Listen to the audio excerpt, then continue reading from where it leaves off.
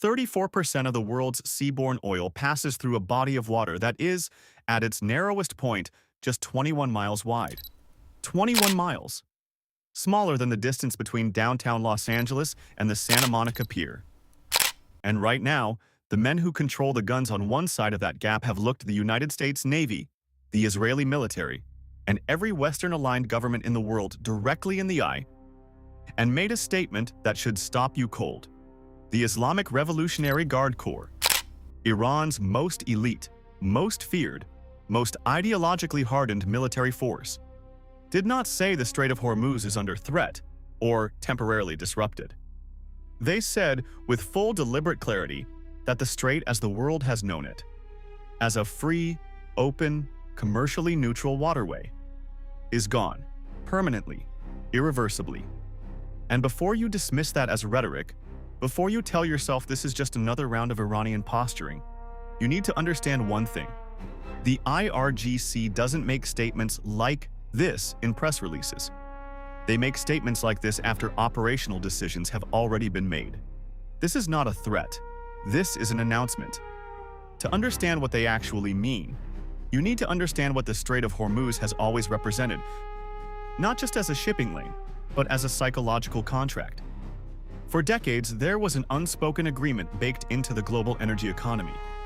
Iran could threaten, posture, fire warning shots, and seize tankers. But the oil would flow because everyone, including Tehran, understood that closing the strait meant economic suicide.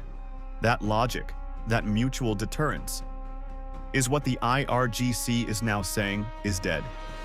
Over the last 2 years, Iran has systematically constructed what military analysts are calling a layered anti-access architecture inside and around the strait, a weapons ecosystem so dense and so deeply embedded in the Iranian coastline that it cannot be dismantled in a single strike or even a sustained campaign.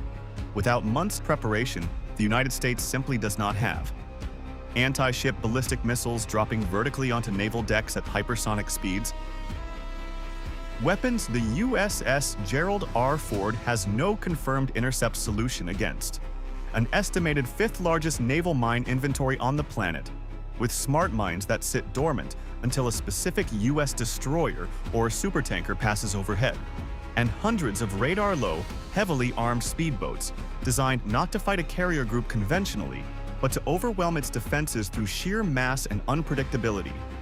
The IRGC has had 30 years to build a military designed for exactly one scenario, making the Strait of Hormuz cost the United States more than the United States is willing to pay.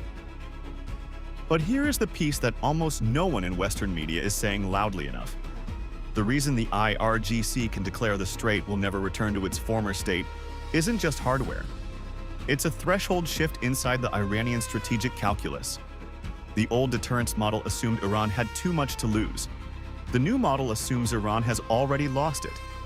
When a nation believes it is fighting for its survival, when its nuclear infrastructure has been struck, its air defenses degraded, its proxy network dismantled piece by piece, the cost-benefit calculation that kept the strait open for 40 years no longer applies.